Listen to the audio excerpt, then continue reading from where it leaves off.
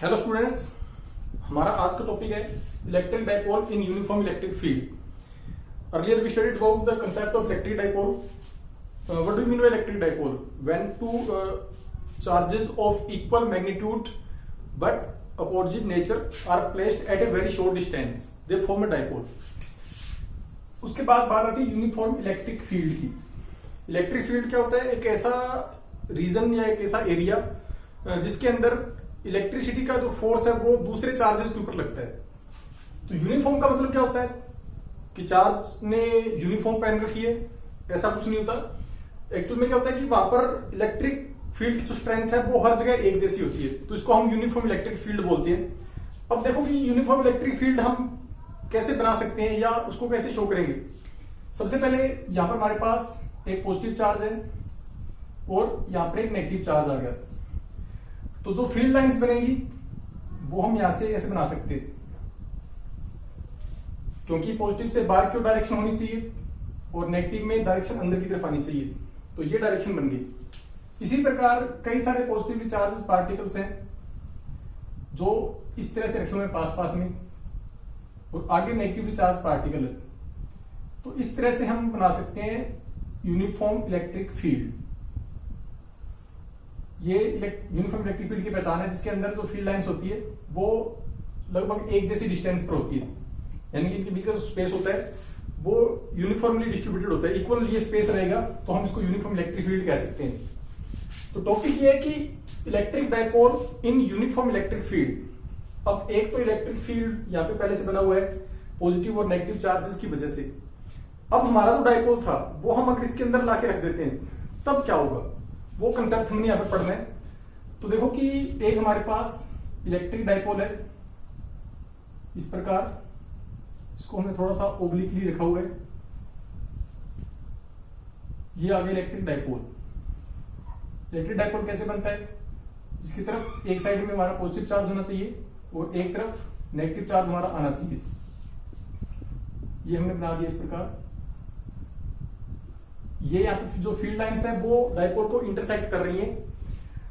यहां पे रखा हुआ है माइनस क्यू चार्ज और इस तरफ आ गया प्लस क्यू चार्ज, तो ये डाइपोल बन गया। डाइपोल की लेंथ यहां से लेकर यहां तक जो वो 2L आएगी। ये 2L लेंथ का एक डाइपोल है, वो इसके साथ हम कह सकते हैं कि एक एंगल जो बना रहे हैं, एक एंगल के ऊपर हमने इसको रखा हुआ है। एंगल कितना बन रहा है? ये एंगल ले सकते हैं हम यहां पर थीटा एंगल के साथ इलेक्ट्रिक डाइपोल रखा हुआ है यूनिफॉर्म इलेक्ट्रिक फील्ड के अंदर। ये डायरेक्शन यूनिफॉर्म इलेक्ट्रिक फील्ड की है और ये थोड़ा सा इसको ओब्लिकली हमने रख दिया डाइपोल को, तो यहां पर एंगल थीटा बन गया जो हमने यहां शो कर रखा है। इसमें हम इस तरफ यहां पर पॉइंट ए लेंगे, ये पॉइंट बी आ गया। अब देखो कि इसके अंदर नेट जो फोर्स लग रहा है इलेक्ट्रिक फील्ड की वजह से हम इंडिविजुअली निकालेंगे। पॉइंट बी के ऊपर इलेक्ट्रिक फील्ड की डायरेक्शन प्लस से माइनस की ओर, तो यानी कि जो डाइपोल का ये वाला पॉइंट है पॉइंट बी, उस पे जो फोर्स लगेगा वो ऊपर की डायरेक्शन पे लगेगा। क्यों लगेगा? क्योंकि यहाँ पे पॉजिटिव चार्ज रखा हुआ है और नीचे से फील्ड लाइंस पॉजिटिव से नेगेटिव की ओर जा रहे हैं, तो ये पॉजिटिव इस पॉजिटिव को रिपेल करेगा, फोर्स ऊपर की ओर लगेगा। लेकिन दूसरी साइड जो है पॉइंट ए जिस तरफ था हमारा, जैसे यहाँ पर पॉइंट ए है, इसके ऊपर नेगेटिव चार्ज है, नीचे जो यहाँ पर पॉजिटिव चार्ज आ गया, ऊपर नेगेटिव आ गया, तो ऊपर वाला नेगेटिव इसको रिपेल करेगा, या हम यूं कह सकते हैं कि ये वाला पॉजिटिव इस नेगेटिव को अपनी ओर खींचेगा। तो यहाँ पे जो डायरेक्शन आएगी वो आएगी ऐसे नीचे की तरफ। तो अब क्या होगा कि दोनों पॉइंट्स के ऊपर इक्वल और अपोजिट डायरेक्शन में फोर्स लग रहा है। जैसे मान लो कि यहाँ पे जो फोर्स लगेगा पॉइंट ए के ऊपर वो माइनस क्यू ई लगेगा, जो हमने पहले इलेक्ट्रिक फील्ड का कंसेप्ट पढ़ा था कि इलेक्ट्रिक फील्ड कैसे निकाला, फोर्स कैसे निकाला जाता है। और यहाँ पे जो लगेगा वो क्यू इंटू ई। अब इनके जो नेगेटिव और पॉजिटिव सिंबल है वो सिर्फ ये बता रहे हैं कि ये पॉजिटिव चार्ज की वजह से, ये नेगेटिव चार्ज की वजह से, बाकी फोर्स की अमाउंट है वो सेम रहेगी, सिर्फ डायरेक्शन अलग अलग है, लेकिन फोर्स का मैग्नीट्यूड यहाँ पे इक्वल आएगा। अब उसके बाद आगे देखते हैं कि अब दोनों तरफ फोर्स लग रहा है। किसी ऑब्जेक्ट के ऊपर जो फोर्स लगता है, अगर एक पर्टिकुलर डायरेक्शन में फोर्स लगे, नेट फोर्स की एक डायरेक्शन पर्टिकुलर डायरेक्शन होती है, तो ऑब्जेक्ट क्या होता है, लीनियर मोशन के अंदर आ जाता है। जैसे हम गाड़ी चला रहे हैं, कोई गाड़ी बंद होगी, उसको धक्का दे रहे हैं, उसको पुश कर रहे हैं, हमारे फोर्स की एक डायरेक्शन बन गई, तो वो लीनियर मोशन में शो होगा, वो लीनियर मोशन शो करेगा।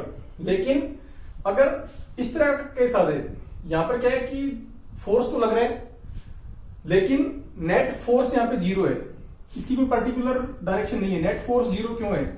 क्योंकि एक तरफ जो फोर्स लग रहा है वो ऊपर की तरफ लग रहा है, एक में फोर्स नीचे की तरफ लग रहा है, दोनों का मैग्नीट्यूड इक्वल है, डायरेक्शन अपोजिट है। जब दो फोर्सेस अलग अलग डायरेक्शन में लगते हैं और उनका मैग्नीट्यूड सेम होता है तो वो क्या करते हैं, एक दूसरे को कैंसिल आउट कर देते हैं। जैसे मान लो यहाँ पर एक बॉक्स रखा हुआ है, इसको हम 2 न्यूटन का फोर्स लगा के नीचे की ओर पुश कर रहे हैं और एक 2 न्यूटन का फोर्स लगाकर ऊपर की ओर पुश कर रहे हैं, तो नेट जो फोर्स होगा वो जीरो हो जाएगा, इस वजह से ये मूव नहीं करेगा।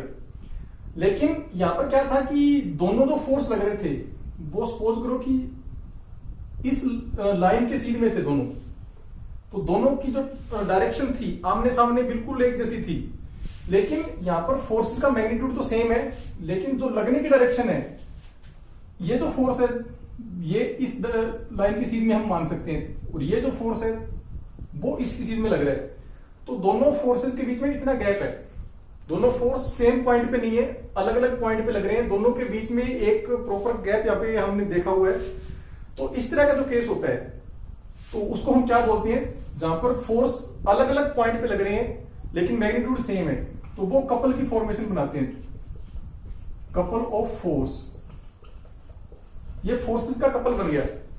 प्लस वन में हमने पढ़ा था कि जहां पर इक्वल मैग्नीट्यूड के फोर्स अलग अलग डायरेक्शन में लग रहे हो, एक ऑब्जेक्ट के ऊपर अलग अलग पॉइंट्स पे लग रहे हो, तो वो कपल बनाते हैं। जैसे हम पानी की टैप ओपन करते हैं, हम हाथ को ऐसे रोटेट करेंगे, एक हमारी फिंगर आगे की ओर जाती है, एक पीछे की ओर जाती है, तो ये कपल बनाता है। तो यहाँ पर कपल बन गया। तो जिस जगह पे कपल क्रिएट होगा वहां पर क्या होता है कि नेट टॉर्क काम करता है, नेट फोर्स अब यहाँ पे काम नहीं करेगा, यहाँ पे नेट टॉर्क काम करेगा। और नेट टॉर्क जब काम करता है तब वहां पर क्या होता है, रोटेशन शुरू हो जाती है। अब यहाँ पे एक रोटेशनल मोशन इसके अंदर आ जाएगी, यानी कि जो ये डायपोल हमारा रखा हुआ है ये ऐसे घूमना शुरू कर देगा अपनी जगह के ऊपर, ये ऐसे रोटेट करता रहेगा, एक ही जगह के ऊपर फिक्स पॉइंट पे बंधा होगा और यहाँ पे ऐसे घूमता रहेगा। तो अब बात आएगी ये किस तरफ घूमेगा, डायरेक्शन इसकी किस तरफ होगी, हम पहले वो देखते हैं। अब जैसे यहाँ पे पॉजिटिव चार्ज था, इसको इलेक्ट्रिक फील्ड ने ऊपर की ओर पुश किया, तो यानी कि यहां से जो फोर्स लगेगा इस तरफ, इस पे जो फोर्स लगेगा वो नीचे की तरफ, तो ये एंटी क्लॉकवाइज मोशन अपनी शो करेगा इसके अंदर। तो अभी ये डायपोल हमारा इस प्रकार घूमता रहेगा, एंटी क्लॉकवाइज मोशन शो करता रहेगा, अभी लीनियर मोशन शो नहीं करेगा। जिस तरह हमारा फैन होता है, फैन का एग्जांपल देखा होगा आपने, फैन के अंदर क्या होता है कि अब वो कोई चीज है, फैन कब मूव करेगा, जब उसके ऊपर फोर्स लगेगा। लेकिन अब फोर्स तो लग रहा है, क्या फैन अपनी जगह चेंज कर पा रहा है? नहीं कर पा रहा, एक ही जगह पे रोटेट बार बार हो रहा है। तो इसका मतलब क्या होगा कि वहां पे नेट टॉर्क एक्टिवेट है, नेट फोर्स की बजाय। तो अब बात आती है जब टॉर्क निकालना होता है, टॉर्क निकालने के लिए हमारे पास फॉर्मूला था प्लस वन क्लास के अंदर, F into r, force into distance, कहां से, जिस जगह से या जो जहां से रोटेशन पूरा हो रहा है उसका जो पूरी लेंथ है ऑब्जेक्ट की, और उसके ऊपर कितना फोर्स लग रहा है, उन दोनों का मल्टीप्लाई टॉर्क यहाँ पे क्रिएट करता है। तो अब यहाँ पे हम देखो सबसे पहले क्या करते हैं, इसके अंदर हमने निकालना है यहाँ पे टॉर्क। जब इलेक्ट्रिक डायपोल को एक यूनिफॉर्म इलेक्ट्रिक फील्ड में रखा जाता है तो उसके ऊपर एक टॉर्क काम करता है, और वो टॉर्क कितना निकलेगा वो हमने यहाँ पे निकालना है। तो इसमें देखो सबसे पहले यहाँ पे लिखेंगे फोर्स एट पॉइंट ए, इस पॉइंट ए के ऊपर फोर्स लग रहा है माइनस क्यू ई। इसी प्रकार पॉइंट बी के ऊपर फोर्स एट पॉइंट बी, ये प्लस क्यू ई आ जाएगा। अब आएगा नेट फोर्स। नेट फोर्स निकालने के लिए हम क्या करते हैं कि मल्टीपल फोर्स है, हम उनको ऐड कर रहे हैं। तो यहां पे माइनस क्यू ई आ गया और प्लस का क्यू ई आ गया, तो टोटल नेट फोर्स तो यहां पे आ गया 0। इस वजह से एक पर्टिकुलर डायरेक्शन में ऑब्जेक्ट मूव ना करके एक सर्कुलर मोशन में आ जाएगा, रोटेशनल मोशन में आ जाएगा। तो इसलिए हमने यहां पे निकालना है टॉर्क। तो टॉर्क निकालने के लिए हम क्या करेंगे, सिंबल होता है टॉर्क का टाउ, उसको टाउ भी बोला जाता है, टाउ अजीब सा लगता है जैसे टाउ बोल रहे हो, तो उसको टो बोल देंगे। तो ये इसका सिंबल है टो, टॉर्क का। टॉर्क निकालने के लिए कंसेप्ट हमारे पास फोर्स इंटू डिस्टेंस या लेंथ जो होती है, अब देखो डिस्टेंस कौन सी लेनी है, डिस्टेंस ये लेनी है दोनों की जो लाइन ऑफ एक्शन है, यहाँ पे एक वर्ड यूज है लाइन ऑफ एक्शन, की एक्शन कौन सी तरफ हो रहा है। यहाँ पे फोर्स लगा इलेक्ट्रिक फील्ड की वजह से ऑब्जेक्ट ने ऊपर की ओर मूव करना स्टार्ट, फोर्स जो यहाँ पे पार्टिकल था इसके ऊपर की ओर फोर्स लगा, तो ये जो है ये लाइन ऑफ एक्शन बन गई, जो हमने डॉटेड लाइन बनाई है ऊपर की तरफ। इसी प्रकार इस पॉइंट की जो लाइन ऑफ एक्शन है वो ये नीचे की तरफ बन गई। तो दोनों जो लाइन ऑफ एक्शन है इनके बीच की डिस्टेंस कितनी है, स्ट्रेट लाइन डिस्टेंस, वो निकालनी होती है। तो स्ट्रेट लाइन डिस्टेंस निकालने के लिए यहां से हम ऐसे एक लाइन ड्रॉ करेंगे और यहां पे पॉइंट आ गया सी। ये जो लाइन है ए सी, ये दोनों के बीच की जो डिस्टेंस है, दोनों लाइन ऑफ एक्शन उनकी सेपरेशन बता रही है। तो इसको हम आर्म भी कह सकते हैं, इसको लीवर आर्म भी बोला जाता है, लोड आर्म भी बोला जाता है।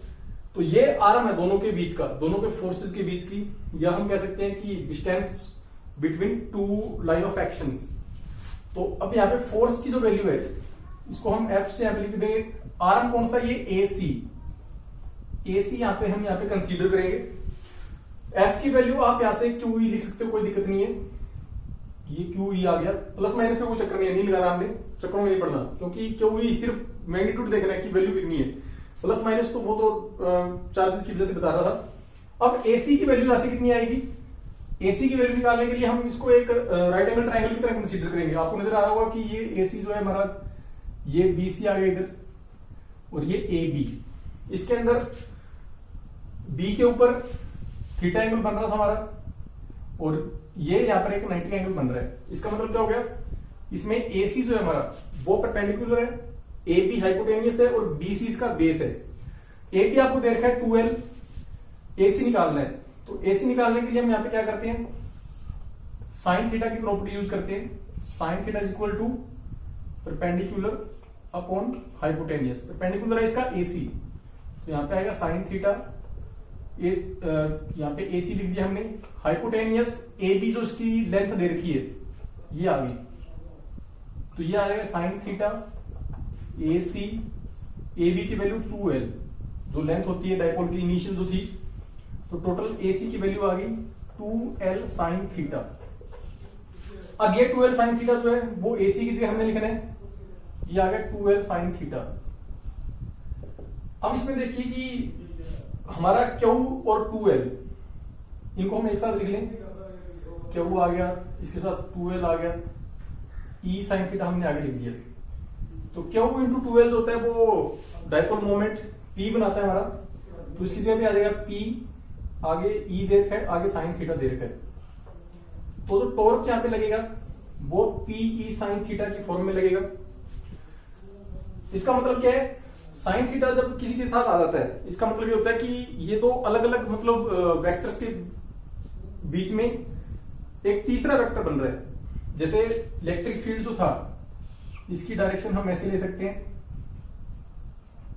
ये इलेक्ट्रिक फील्ड की डायरेक्शन थी। डायपोल हमारा ये था, माइनस से प्लस की डायरेक्शन होती है डायपोल की, यानी कि P की डायरेक्शन ये आ गई। और उसके बाद हमारा ये जो कंसेप्ट था कि इलेक्ट्रिक फील्ड और जो हमारा टॉर्क है उन दोनों के बीच की जो डायरेक्शन है वो इस तरह से आ जाएगी, यानी कि एक हम डायरेक्शन यहां पे भी ले सकते हैं।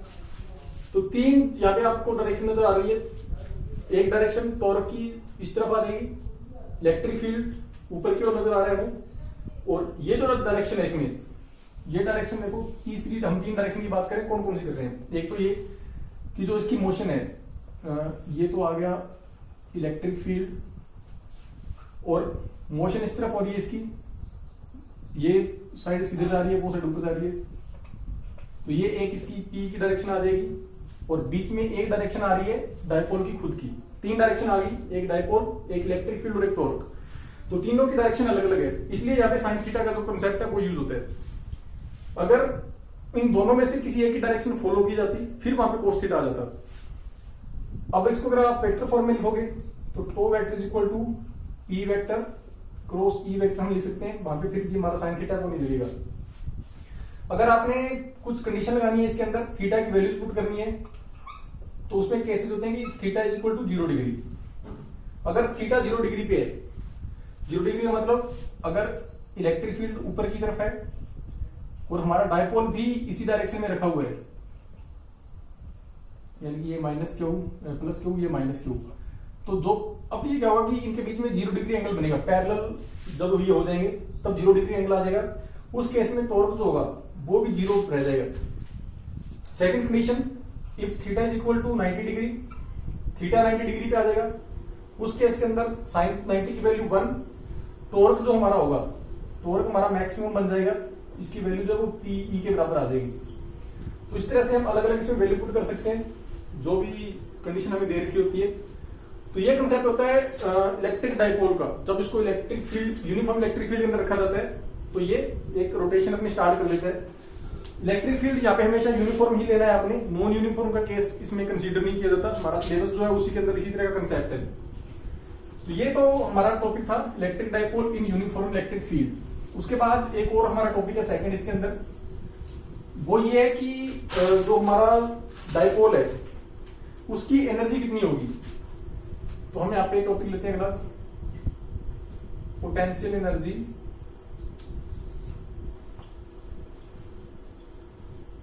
Of dipole. डाइपोल के अंदर पोटेंशियल एनर्जी कितनी है वो हम निकालते हैं। उससे पहले थोड़ी सी इंक इसके अंदर डाल लेते हैं ताकि दिक्कत ना आए। अगर यही क्लास के अंदर चल रहा होता तो कई बच्चे हमारे वो तक बोल चुके थे कि सर थोड़ी सी इंक तो डाल दो इसके अंदर, तो हम इसके अंदर इंक डाल लेते हैं। ओके, अब ये है कि potential energy of dipole. Potential energy कैसे निकालते हैं, उसको निकालने के लिए सबसे पहले जो हमारा यूनिफॉर्म इलेक्ट्रिक फील्ड था, ये वाला,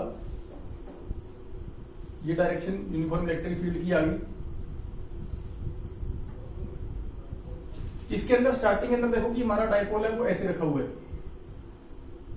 जो पहले केस था सेम वही, प्लस क्यू आ गया, यहाँ पे माइनस क्यू आ गया, थीटा एंगल सेम बन रहा है ये।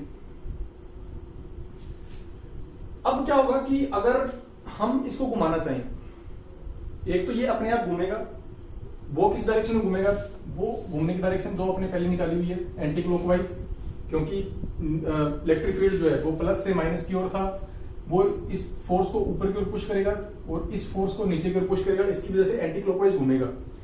एंटी क्लॉकवाइज घूम रहा है, अपने आप घूम रहा है, उसके अंदर फिर हमारा कोई इसके अंदर रोल नहीं है। रोल कब हमारा आता है, जब हम टॉर्क की डायरेक्शन के अपोजिट इसको घुमाएं।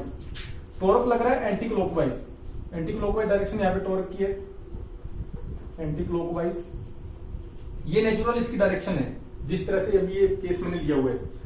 अब अगर हम इसको क्लॉकवाइज रोटेट करना चाहेंगे, उस कंडीशन के अंदर क्या होगा कि हमें एफर्ट्स लगानी पड़ेगी, और जब हम एफर्ट्स लगाते हैं वो चीज कहलाती है वर्क डन, और वर्क हम कर रहे हैं किसी के ऊपर तो वो पोटेंशियल एनर्जी के इक्वल होता है। तो कहानी आपको समझ में आ गई कि हमने क्या निकालना है, वर्क डन निकालना है। थोड़ा सा पहले थोड़ा सा इंटरवल लेंगे, उसके बाद हम उसको निकालेंगे।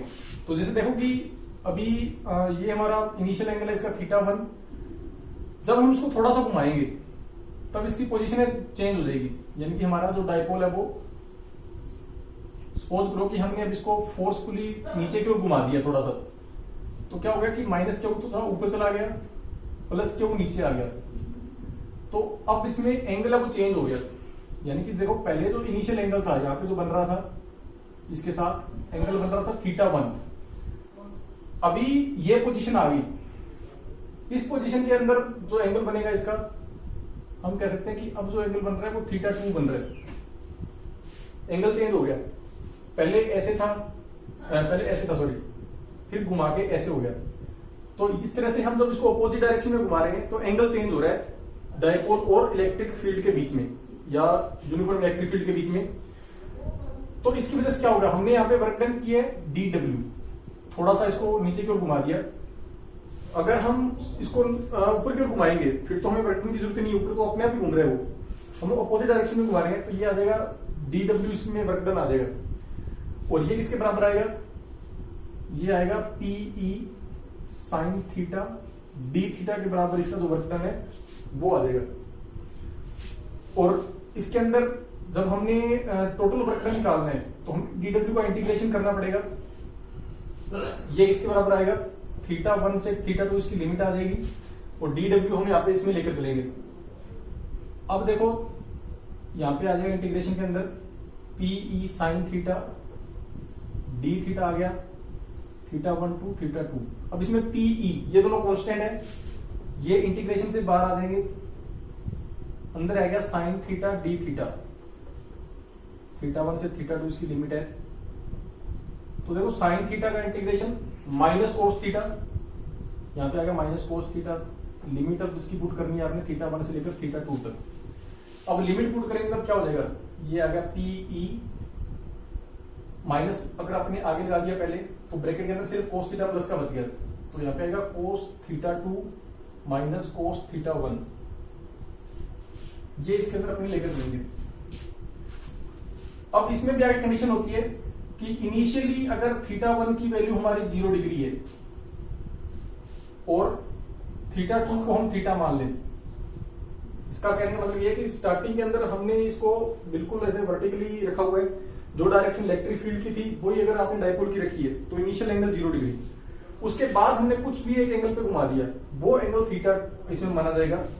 तो इसकी वजह से जो इसका वर्क डन है या जो एनर्जी निकलेगी वो आ जाएगी माइनस PE, θ2 की जगह थीटा पुट करना है कोस थीटा माइनस 1, क्योंकि कोस 0 डिग्री की वैल्यू 1 होती है। सेकंड, ये फर्स्ट कंडीशन थी। सेकंड कंडीशन इसमें ये ली जाती है कि अगर आपने θ1 लिया 90 डिग्री और θ2 आपने थीटा ही रखा है, तब हमारा जो वर्क डन है उसकी वैल्यू क्या आ जाएगी, माइनस PE पहले से था, यहाँ पे आएगा कोस थीटा माइनस 0, क्योंकि अगर आपने θ1 की जगह पे 90 पुट कर दिया तो वैल्यू 0 बन जाएगी, तो ये आ जाएगा माइनस PE कोस थीटा। तो ये जो फॉर्मूला होता है एनर्जी का या वर्क डन का, ये सबसे ज्यादा यूज होता है इसकी बजाय, क्योंकि स्टार्टिंग में हम इस तरह की कंडीशन यहाँ पर लेके चलते हैं कि इनिशियली जो है इसकी पोटेंशियल एनर्जी है वो 0 होनी चाहिए, क्योंकि इनिशियली अगर कोस की वैल्यू कहीं पे 0 आ रही है, वो एंगल 90 पे आ रहा था, तो स्टार्टिंग के अंदर अगर हमारा डायपोल फील्ड के साथ अगर इस तरह से हमने रखा हुआ है कि 90 का एंगल अगर वो क्रिएट कर रहा है, तो वो इसकी मिनिमम या 0 एनर्जी का कंसेप्ट होगा, और बाद में हम इसको रोटेट करवाएंगे तब हमें पता लगेगा कि हमने कितना इसके ऊपर एफर्ट लगाया। तो ये इसके अंदर कंसेप्ट आ जाएगा पोटेंशियल एनर्जी निकालने का, सिंपल है बिल्कुल। उसके बाद आ गया एक और छोटा सा टॉपिक लेते हैं हम, जो आगे हमें यूज उसको हम कर सकते हैं या जिसकी हमें जरूरत आगे पड़ेगी, तो वो इसमें है charge distribution, continuous charge distribution, जिसको हम चार्ज डेंसिटी के रूप में पढ़ेंगे आगे। इसका क्या मतलब है, इसका मतलब ये होता है कि अगर हम कोई भी ऑब्जेक्ट लेते हैं, चार्ज्ड बॉडी एक लेते हैं, तो उसकी शेप जो है किस फॉर्म में, अलग अलग तरह की बॉडी होगी, शेप उसकी अलग अलग होगी, तो उस वजह से क्या होगा, वहां पर जो डेंसिटी निकलेगी चार्ज की कि पर्टिकुलर जगह के अंदर कितने चार्ज यहाँ पे रखा हुआ है।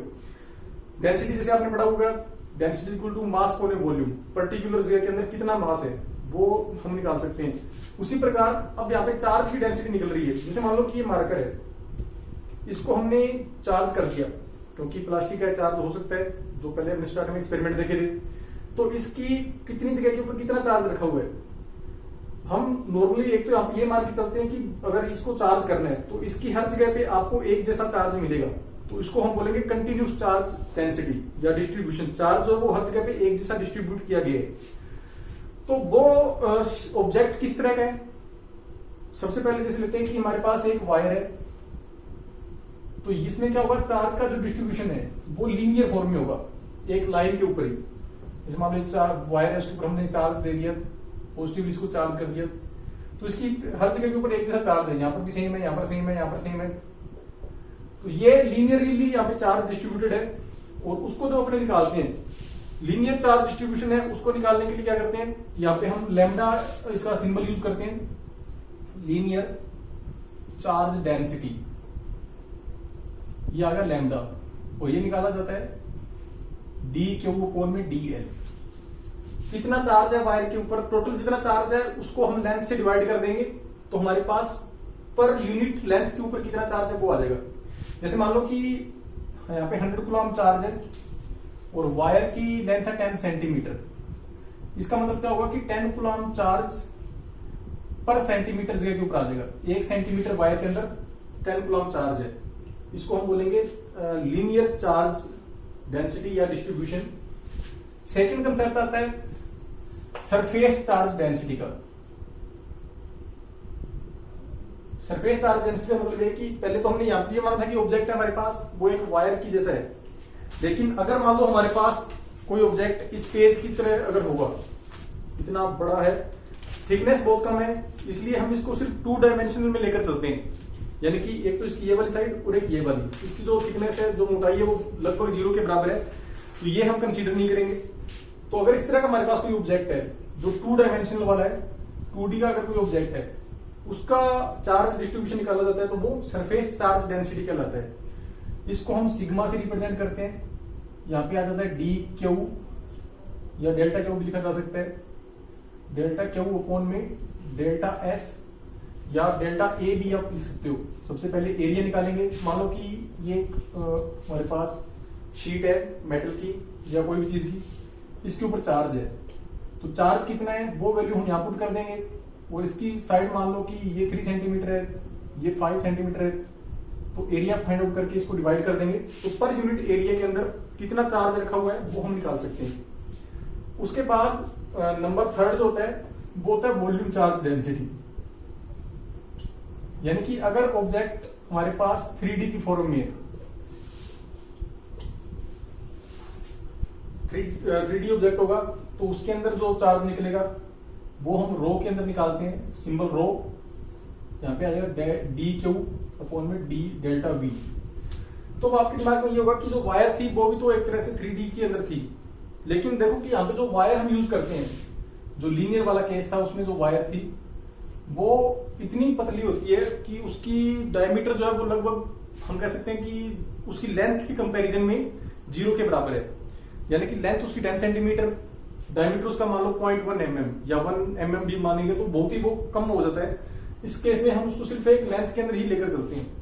लेकिन वॉल्यूम के अंदर जिसके अंदर तीनों साइड उसकी एग्जिस्ट करे, जैसे मान लो एक बैटरी रखी हुई है, इसकी ये साइड और ये तीनों पर्टिकुलर अपना अलग अलग वैल्यू इन्होंने कंसीडर कर रखी है, तो इसके अंदर जो चार्ज होगा वो निकालने के लिए हमें वॉल्यूम से चार्ज को डिवाइड करना पड़ेगा।